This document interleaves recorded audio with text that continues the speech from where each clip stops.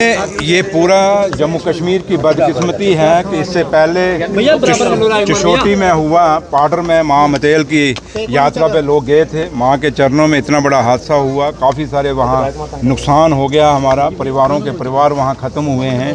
वो अभी हादसा उस हादसे से जम्मू कश्मीर अभी बाहर नहीं निकला था।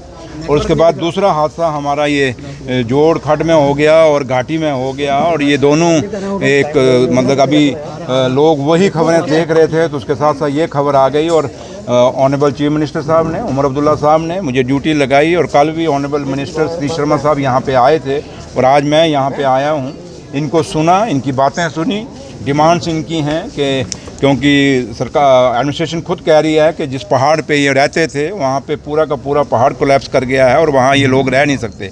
तो लिहाजा इनकी ये डिमांड है कि हमें रिहेबिलिटेट किया जाए, किसी जगह कहीं ऐसी जगह पे हमें प्लाट दिए जाएं जहाँ हम रह सकें और अपनी ज़िंदगी बसर कर सकें। तो लिहाजा कुछ और डिमांडें थी इनकी, क्योंकि ये एक कपड़े में वहाँ से आए हुए हैं और इन्होंने जब अभी कपड़े भी नहीं बदले तो पानी अपना दूध के लिए, छोटे छोटे बच्चे हैं, दूध के लिए या कपड़ों के लिए, बर्तन मत पूरा सामान इनका ख़त्म हो गया और एक नई ज़िंदगी लोगों ने शुरू करनी है। तो ये चीज़ें इन्होंने की हैं। एडमिनिस्ट्रेशन मेरे साथ है, मैंने इनको एडीसी साहब को भी और तहसीलदार जो कंसर्निंग हैं उनको भी और मैंने हिदायतें दे दी हैं। उनको कह दिया है कि इनकी पूरी केयर होनी चाहिए और पूरा कहीं भी किसी भी तरीके से कोई लटर मस्ती नहीं होनी चाहिए, क्योंकि ये लोग, सरकार का मकसद ही यही है। लोग इसीलिए चुन के भेजते हैं कि आप लोग, सरकार का मकसद यही होता है कि लोगों की सहूलत के लिए हो। हम वो ब्यूरोक्रेट्स तो हैं नहीं, हम लोगों के चुने हुए नुमाइंदे हैं। तो इसलिए यहाँ पे अगर हम आए हैं तो कोई एहसान नहीं किया, बल्कि हमारा फ़र्ज़ अदा करने आए हैं। तो लिहाजा मैंने इनका दर्द सुना है और दर्द बहुत बड़ा है और इसको, इस दर्द से उबरने के लिए इनको बहुत टाइम लगेगा, क्योंकि सालों साल लगे इनको मकान बनाने में। और आज एक रात में ही एक घंटे के अंदर ही पूरे मकान ख़त्म हो गया, इनकी लाइफ, इनकी ज़िंदगियां ख़त्म हो गई। तो इसलिए बड़ा टफ़ टाइम है इनके लिए। और मैं खुद एक ऐसे इलाके से आता हूं जहां हमेशा जब भी पाकिस्तान की गोलाबारी होती है तो माइग्रेंट कैंपों में लोग जाते हैं। तो ये माइग्रेंट कैंपों में रहना इतना आसान नहीं है। लोग तो कहते हैं हमने बंदोबस्त कर दिया जी इनको कैंपों में, लेकिन कैंपों की लाइफ इतनी अच्छी नहीं होती, क्योंकि मैं खुद इनसे गुजरता हूँ, बड़ी बार गुजरा हूँ और देखा है। तो लिहाजा मैं यही इनको हिदायत दे के जाऊँगा कि अगर एडमिनिस्ट्रेशन ने यहाँ कैंप लगाएं तो ये कोई आसान नहीं, हमें यहाँ पूरा बंदोबस्त, पूरी फैसिलिटी इनको देनी है। और जहाँ तक इनके मुद्दों का ताल्लुक है, मैं ऑनरेबल सीएम साहब के नोटिस में डाला हूँ।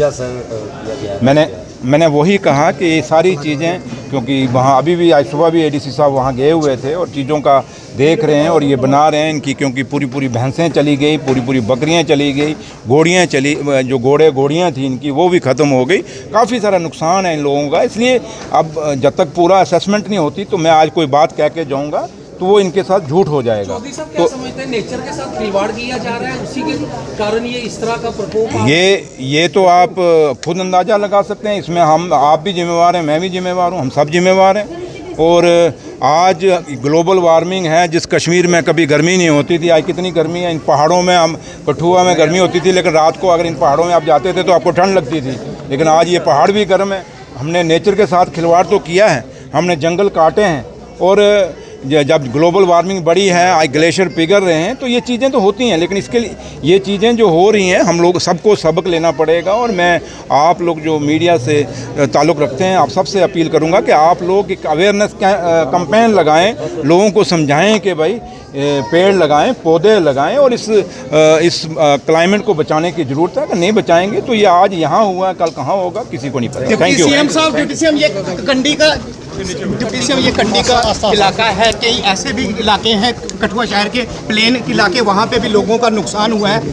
उसे आप किस तरीके से देखते हैं? मैंने कहा हमारा